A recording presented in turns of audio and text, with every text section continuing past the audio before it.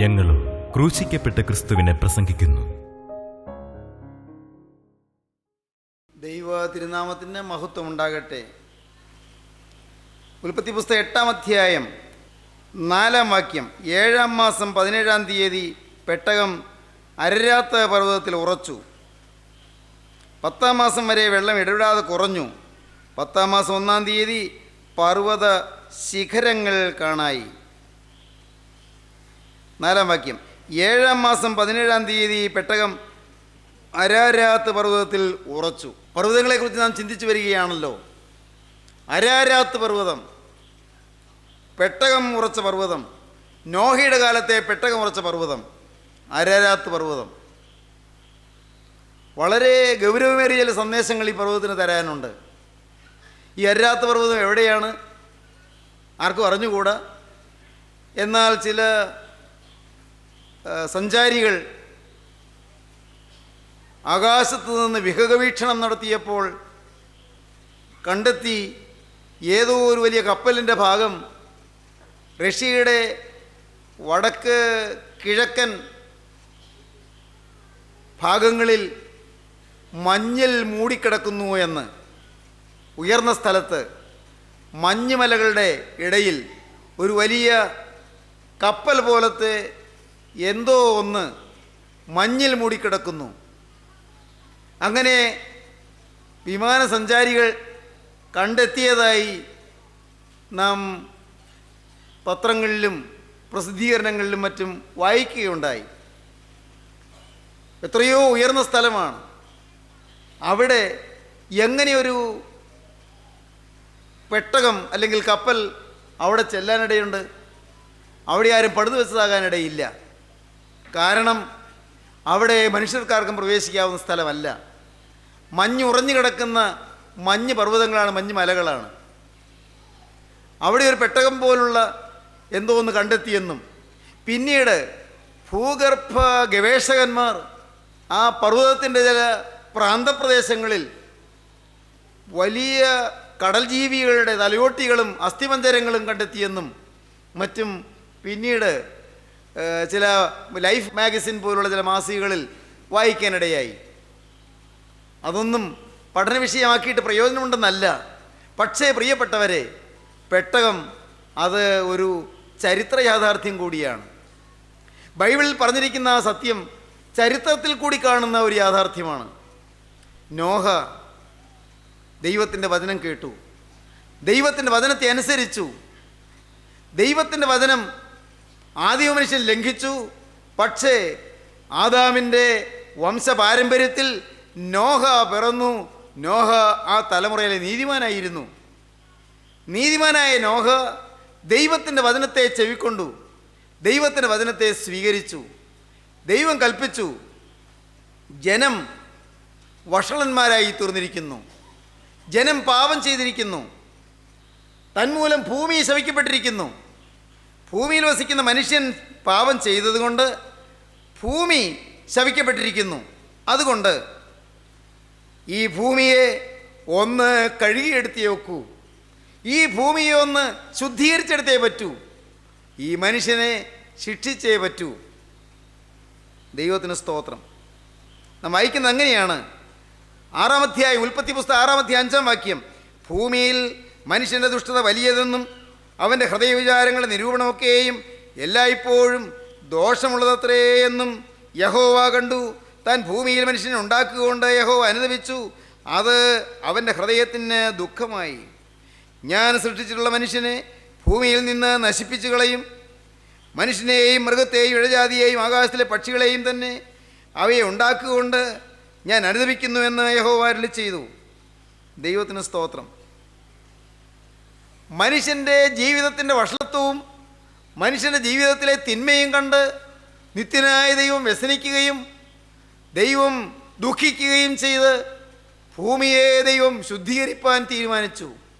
മനുഷ്യ സമൂഹത്തെ ദൈവം നശിപ്പിക്കാൻ തീരുമാനിച്ചു. അന്ന് നാം അടുത്ത വാക്യം വായിക്കുന്നത്, എന്നാൽ നോഹയ്ക്ക് യഹോവയുടെ കൃപ ലഭിച്ചു. നോഹ നീതിമാനും തൻ്റെ തലമുറയിൽ നിഷ്കളങ്കനുമായിരുന്നു. നോഹ ദൈവത്തോടുകൂടെ നടന്നു. ദൈവത്തോടുകൂടെ നടന്ന നോഹയ്ക്ക് ദൈവത്തിൻ്റെ കൃപ ലഭിച്ചു. നീതിമാനായ നോഹയ്ക്ക് ദൈവത്തിൻ്റെ കൃപ ലഭിച്ചു.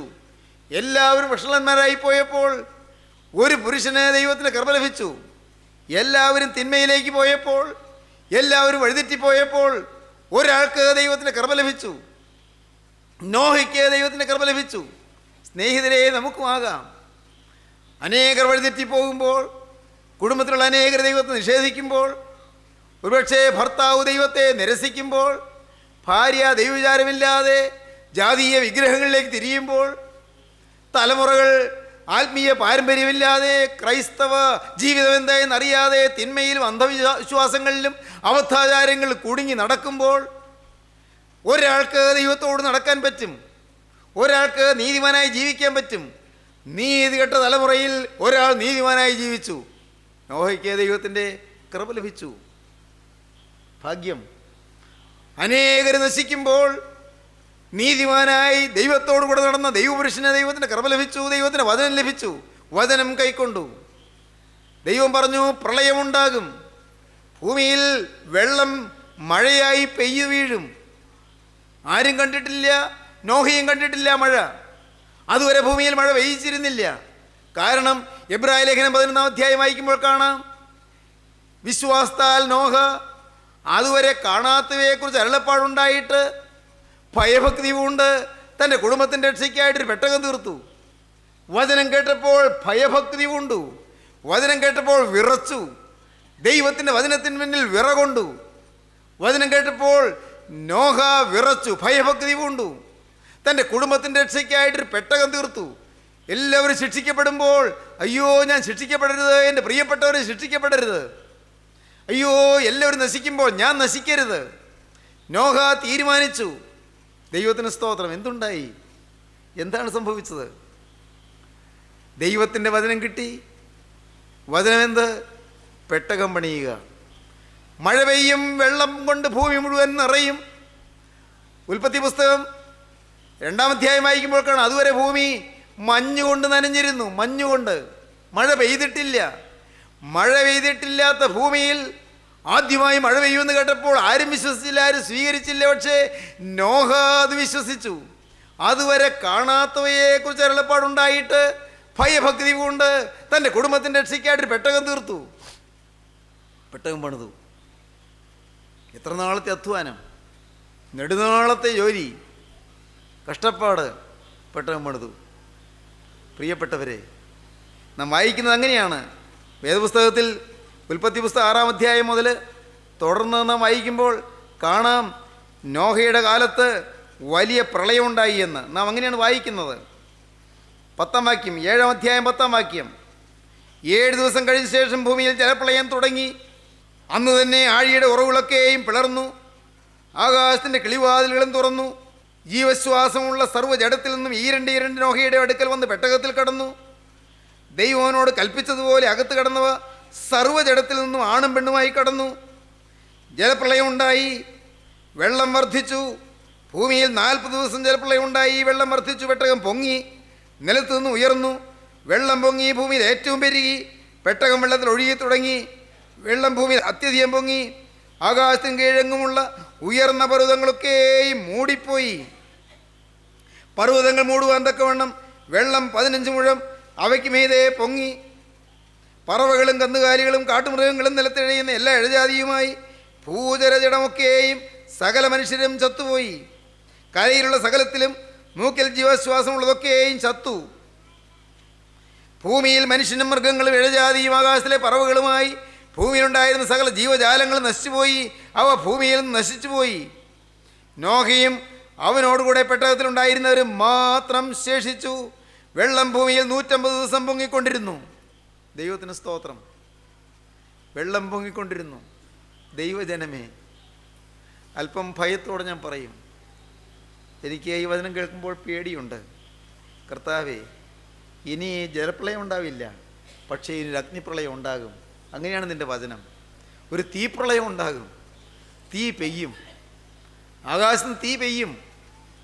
അതാണോ ആറ്റം ബോംബ്? എനിക്കറിഞ്ഞുകൂടാ. അതാണോ ഹൈഡ്രജൻ ബോംബ്? എനിക്കറിഞ്ഞുകൂടാ. അതാണോ കോബാൾട്ട് ബോംബ്? എനിക്കറിഞ്ഞുകൂടാ. അതാണോ ന്യൂട്രോൺ ബോംബ്? എനിക്കറിയാൻ വയ്യ. ഭൂമിയിൽ തീമഴ പെയ്യും, തീ പെയ്യും, ആകാശത്ത് തീ പെയ്യും. ദൈവത്തിന് സ്തോത്രം. തീ പെയ്തിറങ്ങും, എല്ലാം കത്തും. അങ്ങനെയാണ് പത്രോസ് ലീഹ പറയുന്നത്. പത്രോസിൻ്റെ 2-ാമത്തെ ലേഖനം 3-ാം അധ്യായം 10-ാം വാക്യം വായിക്കുമ്പോൾ കാണാം, ആകാശം കൊടുമുഴക്കത്തോടെ ഒഴിഞ്ഞു പോകും, മൂലപദാർത്ഥങ്ങൾ കത്തി അഴിയുകയും ഭൂമിയും അതിലുള്ള മണികളും വെന്തുപോകുകയും ചെയ്യും. ഇവയൊക്കെയും അഴിവാനുള്ളതാണ്. എല്ലാം കത്തി അഴിയും. സ്നേഹിതരെ, എല്ലാം കത്തി നശിക്കും. ഇന്ന് കാണുന്നതെല്ലാം കത്തി അഴിയും. മലാഖി പ്രവാചകൻ പറഞ്ഞു 4-ാം അധ്യായത്തിൽ, ചൂള പോലെ കത്തുന്ന ഒരു ദിവസം വരും, അന്ന് അഹങ്കാരികളൊക്കെയും സകല ദുഷ്പ്രവർത്തിക്കാരും താളടിയാകും. വരുവാനുള്ള ആ ദിവസം വേരും കൊമ്പ് ശേഷിക്കാതെ എല്ലാവരെയും ദഹിപ്പിച്ചു കളയും. എന്നാൽ എൻ്റെ നാമത്തെ ഭയപ്പെടുന്ന നിങ്ങൾക്കോ നീതി സൂര്യൻ തൻ്റെ ചെറിയ കീഴിൽ രോഗോപശാന്തിയോട് ഉദിക്കും. വചനമനുസരിക്കുന്നവരെ രോഗോപശാന്തിയോട് ഉദിക്കുമെന്ന് മാത്രമല്ല, അവർ കുതിച്ച് ചാടും, അവർ തുള്ളിക്കളിക്കും, അവർ നൃത്തം ചെയ്യും. അവർ തൊഴുത്തിൽ നിന്ന് വരുന്ന പശുക്കിടാക്കളെ പോലെ തുള്ളിച്ചാടും. എൻ്റെ ദൈവത്തിന് സ്തോത്രം. വലിയൊരു ഭാഗം ജനം നാശത്തിനിരയാകി കത്തി നശിക്കുമ്പോൾ, സ്നേഹിതരെ, അന്ന് ഒരു ന്യൂനപക്ഷം, വിശുദ്ധന്മാരുടെ ഒരു ചെറിയ ന്യൂനപക്ഷം, എ ബെയർ മൈനോറിറ്റി, വലിയൊരു ന്യൂനപക്ഷം മാത്രം അന്ന് രക്ഷ പ്രാപിക്കും. അവർ തൊഴുത്തിൽ നിന്ന് പശുക്കിടാക്കളെ അഴിച്ചുവിടുമ്പോൾ കന്നുകിടാക്കൾ തുള്ളിക്കളിച്ച് പുറത്തിയാടി ഓടി മാറുന്നത് പോലെ ഓടിക്കളിക്കും. ആര്? എൻ്റെ നാമത്തെ ഭയപ്പെടുന്ന നിങ്ങൾക്കോ. ഹല്ലേലൂയ. ദൈവജനമേ, ദൈവനാമത്തെ ഭയപ്പെടുന്നവർക്ക് അന്ന് സൗഭാഗ്യമുണ്ടാകും. അന്നവർ നൃത്തം ചെയ്യും. കാരണം, കർത്താവേ, ഭാഗ്യവശാൽ ഞാൻ രക്ഷപ്പെട്ടല്ലോ, ഭാഗ്യവശാൽ ഞാൻ രക്ഷിക്കപ്പെട്ടല്ലോ, ഭാഗ്യവശാൽ എനിക്കൊരു മാനസാന്തരം നീ തന്നല്ലോ, ഭാഗ്യവശാൽ എനിക്ക് സുബോധം കിട്ടിയല്ലോ, ഭാഗ്യവശാൽ നിൻ്റെ വചനം കേൾക്കാൻ ഇടയായല്ലോ. നാഥ, എൻ്റെ നാട്ടിൽ, എൻ്റെ വീട്ടിൽ, എൻ്റെ വീടിൻ്റെ അടുത്ത്, കർത്താവേ, എൻ്റെ ദേശത്ത് ഒരു കൂട്ടായ്മ കിട്ടി, ഒരു വചനം കിട്ടി, സത്യവചനം എനിക്ക് ലഭിച്ചല്ലോ, ജീവദായകമായ വചനം എനിക്ക് കിട്ടിയല്ലോ. അയ്യോ, ഞാൻ പല നാളുകൾ ഇതിൻ്റെ വില അറിഞ്ഞില്ല കർത്താവേ, ഞാൻ അറിഞ്ഞില്ല പിതാവേ. ഈ വചനത്തിൻ്റെ ശക്തി ഞാൻ അറിഞ്ഞില്ല. ഈ വചനം മനുഷ്യൽ വരുത്തുന്ന രൂപാന്തരം ഞാൻ അറിഞ്ഞില്ല കർത്താവേ. എനിക്ക് നീ രൂപാന്തരം തന്നപ്പോഴാണ് ഞാൻ അറിഞ്ഞത് കർത്താവേ, നീ സത്യമായും സർവ്വലഭനായ സൃഷ്ടാവായ വീണ്ടെടുപ്പുകാരനായ ഏകരക്ഷകനാണെന്ന്. ഹല്ലേലൂയ. എൻ്റെ ദൈവത്തിന് സ്തോത്രം. സ്നേഹിതരെ, നിങ്ങൾ ദൈവത്തെ സ്തുതിക്കില്ലേ? നിങ്ങൾ ദൈവത്തെ വന്ദിക്കില്ലേ? നിങ്ങൾ ദൈവത്തിന് മുമ്പിൽ വണങ്ങില്ലേ? നിങ്ങൾ ദൈവത്തെ ആരാധിക്കില്ലേ? ഈ ദൈവത്തിൻ്റെ കൃപ നിങ്ങൾ അനുഭവിക്കില്ലേ? ഈ ദൈവത്തോട് നിങ്ങൾ നന്ദി പറയില്ലേ? ഈ ദൈവത്ര നല്ലവനാണ് പ്രിയരെ. അനേകർ തീയിൽ വെന്തു പോകുമ്പോൾ, അനേകർ നശിക്കുമ്പോൾ, അനേകർ നിത്യനരകത്തിൻ്റെ അഗ്നിയിലേക്ക് ഒഴുകി നീങ്ങുമ്പോൾ, അനേകർ നിത്യ തീപ്പൊയ്കയിലേക്ക് പോകുമ്പോൾ, മോനെ, നിനക്ക് നിത്യജീവന്റെ തുറമുഖത്തെത്തുവാനല്ലയോ അവൻ കൃപ തന്നത്? മോളെ, നിനക്ക് ജീവന്റെ തുറമുഖത്തെത്തുവാനല്ലയോ അവൻ ഭാഗ്യം തന്നത്? അവനല്ലയോ നിന്നെ വീണ്ടെടുത്തത്? അവനല്ലയോ തിരുവിലാവ് തുറന്നത്? അവൻ്റെ ചങ്ക് തുറന്ന് ചോര ഊറ്റിയത്? ഹല്ലേലൂയ, സ്തോത്രം. അവൻ്റെ തിരുരക്തം സകല പാപവും പോക്കി നമ്മെ ശുദ്ധീകരിക്കുന്നു. എൻ്റെ ദൈവത്തിന് സ്തോത്രം. എൻ്റെ ജീവനുള്ള കർത്താവിന് സ്തുതി. എൻ്റെ രാജാധിരാജന് മഹത്വം. ഹല്ലേലൂയ, ദൈവത്തിന് സ്തോത്രം. ദൈവമക്കളെ, നിങ്ങളെന്ത് പറയുന്നു? നിങ്ങളെന്ത് പറയുന്നു? പെട്ടകം പണിതിട്ടുണ്ട്, പെട്ടകത്തിൻ്റെ വാതിൽ തുറന്നിരിപ്പുണ്ട്, വാതിൽ അടച്ചിട്ടില്ല. എന്നാൽ ഒരു ദിവസം വാതിൽ അടയ്ക്കും. നമുക്കറിഞ്ഞുകൂടാ എപ്പോഴാണ് വാതിൽ അടയ്ക്കുന്നതെന്ന്. പെട്ടകത്തിൻ്റെ വാതിലടച്ചു. അയ്യോ, ന്യൂനപക്ഷം മാത്രം അകത്ത് കിടന്നു. പെട്ടകത്തിൽ അല്പജനം എന്ന് വെച്ചാൽ 8 പേർ. പത്രോസിൻ്റെ 1-ാമത്തെ ലേഖനം 3-ാം അധ്യായത്തിൽ അങ്ങനെയാണ് പറയുന്നത്. പെട്ടകത്തിൽ അല്പജനം എന്ന് വെച്ചാൽ 8 പേർ, അവർ മാത്രം രക്ഷപ്പെട്ടു. ന്യൂനപക്ഷം. ഇസ്രായേൽ മക്കളുടെ സംഖ്യ കടൽക്കരയിലെ മണൽ പോലെ അസംഖ്യമായിരുന്നാലും ഇസ്രായേൽ ജനത്തിൻ്റെ എണ്ണം കടൽക്കരയിൽ മണ പോലെ അസംഖ്യമായിരുന്നാലും ഒരു ശേഷിപ്പത്രേ രക്ഷിക്കപ്പെടൂ എന്ന് നൂറ്റാണ്ടുകൾക്കും യെശയ്യാവ് പ്രവചിച്ചു. ഒരു ശേഷിപ്പ്, എ റെമനൻറ്റ്, ഒരു ബാക്കി, ഒരു ചെറിയ ശേഷിപ്പ്. ഈ ദേശത്തൊരു ശേഷിപ്പായി നിൽക്കാൻ മോനെ നിനക്ക് താല്പര്യമുണ്ടോ? സമൂഹത്തിൽ ഒരു ശേഷിപ്പായി നിൽക്കാൻ കുഞ്ഞെ നിനക്ക് താല്പര്യമുണ്ടോ? എൻ്റെ ദൈവത്തിന് സ്തോത്രം. ഈ തകരുന്ന തലമുറയിൽ, നശിക്കുന്ന തലമുറയിൽ ഒരു ശേഷിപ്പായി നിൽക്കാൻ നിനക്ക് ആഗ്രഹമുണ്ടോ? അഴുക്കിലാണ്ടു പോകുന്ന അസാന്മാർഗികത്വം അങ്ങ് വിളയാടുന്ന തലമുറയിൽ വിശുദ്ധിയുടെ ദൈവശിഖയേന്തി നിൽക്കാൻ നിനക്ക് ഒരാൾക്ക് താല്പര്യമുണ്ടോ? ന്യൂനപക്ഷം രക്ഷിക്കപ്പെടും. ഹല്ലേലൂയ, ദൈവത്തിന് സ്തോത്രം. പെട്ടകത്തിൽ അല്പജനം എന്ന് വെച്ചാൽ 8 പേർ രക്ഷ പ്രാപിച്ചു. ദൈവത്തിന് സ്തുതി. സ്നേഹിതരെ, വാതിലടച്ചു. എല്ലാവരും വന്ന് ഈ പെട്ടകത്തിൽ വന്ന് അള്ളിപ്പിടിക്കാൻ നോക്കി. പാവങ്ങൾ. ഇപ്പോൾ അവർക്ക് വിശ്വാസമായി, നേരിട്ട് കണ്ടു. പക്ഷേ ഇനി ഫലമുണ്ടോ? അടഞ്ഞു പോയില്ലേ? വാതിലടഞ്ഞില്ലേ? എന്ത് ചെയ്യും? ഏങ്ങളടിച്ച് കരഞ്ഞു. ഞാൻ പണ്ടൊരിക്കൽ പറഞ്ഞത് ഓർമ്മയുണ്ടോ? പെട്ടകം പണിത ആശാരിമാരും ഉണ്ട് കൂട്ടത്തിൽ. അവർ പക്ഷേ ഇങ്ങനെ പറഞ്ഞൊന്നും എനിക്കറിയാൻ പാടില്ല. ഞങ്ങൾക്ക് വേണമെങ്കിൽ പെട്ടകത്തെക്കുറിച്ച് വിശദമായ തീസിസ് എഴുതാൻ കഴിവുണ്ട്, ഒരു നല്ല പ്രബന്ധം എഴുതാൻ കഴിവുണ്ട്. PhD ഡിഗ്രിക്കുള്ള തീസിസ് എഴുതാനുള്ള വക ഞങ്ങളുടെ കയ്യിലുണ്ട്. വേറെ ആർക്കും അറിയുന്നതിനേക്കാൾ കൂടുതൽ പെട്ടകത്തെക്കുറിച്ച് ഞങ്ങൾക്കാണ് നിശ്ചയം കൂടുതൽ. ഞങ്ങൾ പണിതവരാ. ഫലം എന്ത്? എന്തോരം വേദപുസ്തകജ്ഞാനം ഉണ്ടെന്ന് പറഞ്ഞാലും, എന്തുമാത്രം പാണ്ഡിത്യമുണ്ടെന്ന് പറഞ്ഞാലും, ഈസ്റ്റേൺ ഫിലോസഫി അല്ല വെസ്റ്റേൺ ഫിലോസഫി കൈവശമുണ്ടെന്ന് പറഞ്ഞാലും, സ്നേഹിതരെ, ഇതുകൊണ്ടൊന്നും രക്ഷപ്പെടില്ല. രക്ഷപ്പെടാൻ മറ്റൊരുത്തരിലും രക്ഷയില്ല. രക്ഷിക്കപ്പെടുവെന്ന ആകാശത്തിന് കീഴിൽ മനുഷ്യരുടെ നൽകപ്പെട്ട വേറെ ഒരു നാമവുമില്ല. യേശുവിൻ്റെ നാമം മാത്രം, യേശുക്രിസ്തുവിൻ്റെ നാമം മാത്രം. സഹോദരങ്ങളെ, ഞാൻ പെട്ടെന്ന് പറഞ്ഞു വരട്ടെ, നിങ്ങളോട് പറയട്ടെ, ഈ യേശുവിൻ്റെ നാമത്തിൽ നിങ്ങൾ ആശ്രയിക്കണേ. ഇനി വൈകല്ലേ, ഇനി താമസിക്കല്ലേ. ഇനി താമസിക്കാൻ നേരമില്ല. കാലം തീരാറായി, അഗ്നിപ്രളയം പെയ്യാറായി. ദൈവത്തിന് സ്തോത്രം. ലോകം അവസാനിക്കാറായി. രാജാധിരാജൻ മടങ്ങി വരാറായി. അവൻ്റെ കാഹളധ്വനി കേൾക്കാറായി. അവൻ്റെ വരവിൻ്റെ കാലച്ച കേൾക്കാറായി. ദൈവത്തിന് സ്തോത്രം, ദൈവത്തിന് സ്തോത്രം. പെട്ടകത്തിൻ്റെ വാതിലടയ്ക്കാറായി. വേഗം വേഗം ഒരുങ്ങുവീൻ, ദൈവജനമേ ഒരുങ്ങുവീൻ, ഉണരുവീൻ. ദൈവത്തിന് സ്തോത്രം. പെട്ടകം അരാരാത്ത് പർവ്വതത്തിൽ ഉറച്ചു. വേദപുസ്തകത്തിൽ പ്രളയത്തിന് ശേഷം ആദ്യം നടന്ന യാഗം അരാരാത്ത് പർവ്വതത്തിലാണ്. അതെന്തൊരു പദവിയല്ലേ! യാഗം ആദ്യം നടന്ന അരാരാത്ത് പർവ്വതത്തിൽ. 8-ാം അധ്യായം, ഉൽപ്പത്തി പുസ്തകം 8-ാം അധ്യായം 20-ാം വാക്യം. നോഹ യഹോവയ്ക്ക് ഒരു യാഗപീഠം പണിതു.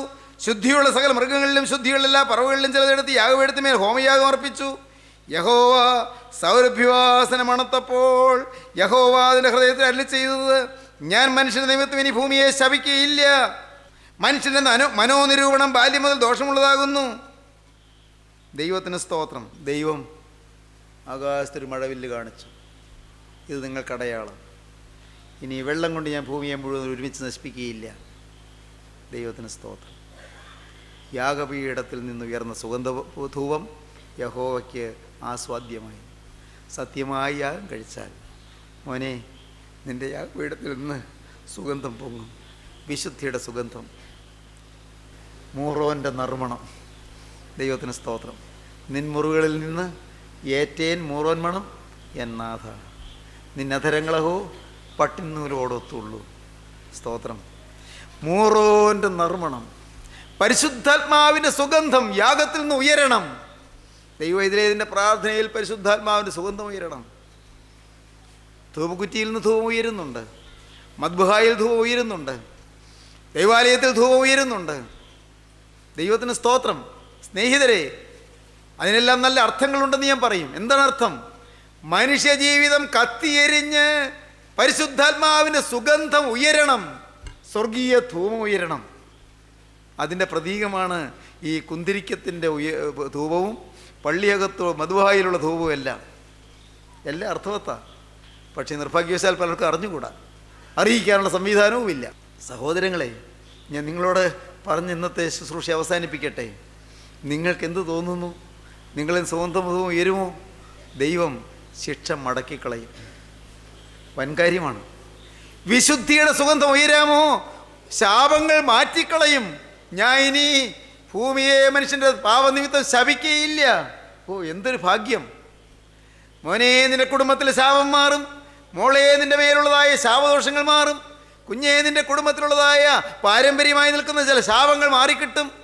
നിന്റെ മാതാപിതാക്കൾ സമ്പാദിച്ചു വെച്ച ചില ശാപത്തിൻ്റെ സമ്പാദ്യങ്ങൾ മാറിക്കിട്ടും. നീ സമ്പാദിച്ച ശാപത്തിന് സമ്പാദ്യങ്ങളുണ്ട്, മാതാപിതാക്കളിൽ നിനക്ക് ലഭിച്ച ശാപമുണ്ട്. എല്ലാം കൂടി സമാഹരിച്ച് നീ അടുത്ത തലമുറയ്ക്ക് പകരാൻ വെച്ചിരിക്കുകയാണ്. എല്ലാം മാറും. ഹല്ലേലൂയ! നിന്റെ മക്കൾ അനുഗ്രഹിക്കപ്പെടും. വേണോ? നമുക്ക് സമർപ്പിക്കാം, നമുക്ക് തീരുമാനിക്കാം. കർത്താവ്, ഇന്നു മുതൽ സുഗന്ധധൂപം എന്നിൽ നിന്ന് ഉയരും. സ്നേഹത്തിൻ്റെയും വിശുദ്ധിയുടെയും സുഗന്ധം എന്നിൽ നിന്ന് ഉയരും. അത് വിശുദ്ധ സ്തുതിയായി ഉയരും, വിശുദ്ധ ആരാധനയായി ഉയരും, വിശുദ്ധ സ്തുതി. ഹല്ലേലൂയ! ദൈവത്തിന് സ്തോത്രം. ദൈവമക്കളെ, നമുക്ക് പ്രാർത്ഥിക്കാം, നമുക്ക് സമർപ്പിക്കാം. കരുണയുള്ള കർത്താവേ, ഇന്നു മുതൽ വിശുദ്ധധൂപമായി ഞങ്ങളിൽ നിന്ന്, യാഗത്തിൽ നിന്ന്, സകലവും യാഗമായി അർപ്പിക്കുന്ന മഹാസൗഭാഗ്യത്തിൽ നിന്ന് പരിശുദ്ധാത്മാവിന് നിറവണം ഉയരുവാൻ തക്കവണ്ണം പുതിയൊരു തീരുമാനം ഞങ്ങൾ എടുക്കുന്നു. കർത്താവേ, ഈ വചനം കേട്ട് എല്ലാവരെയും അനുഗ്രഹിക്കണമേ. നിന്റെ കൃപ എല്ലാവരുടെ മേലും പകരണമേ. നാഥ, എല്ലാവരും വിശുദ്ധ സ്തുതി അനുഭവിക്കാൻ ഭാഗ്യം നൽകണമേ. വിശുദ്ധ ആരാധനയ്ക്ക് പങ്കാളികളാകാൻ ഭാഗ്യം നൽകണമേ. ഒരു വിശുദ്ധ തലമുറയെ അവിടുന്ന് ഒരുക്കണമേ. കർത്താവേ, അവിടുത്തെ രണ്ടാമത്തെ വരവിൽ വിശുദ്ധന്മാതിനെ എതിരേൽക്കുവാൻ പറന്നെത്തുന്നതിന് നാഥ എല്ലാവരെയും വിശുദ്ധീകരിക്കണമേ, രൂപാന്തരപ്പെടുത്തണമേ. വചനം കേട്ട് എല്ലാവരെയും അനുഗ്രഹിക്കണമേ. ശാപങ്ങൾ മാറ്റണമേ, രോഗങ്ങൾ മാറ്റണമേ, പ്രയാസങ്ങൾ അകറ്റണമേ, കുടുംബത്തിലേക്ക് ശാന്തി അയക്കണമേ, മഹത്വത്തിന് എടുക്കണമേ. യേശുക്രിസ്തുവിന്റെ ജയകരമായ നാമത്തിൽ തന്നെ. ആമീൻ. ഹല്ലേലൂയ.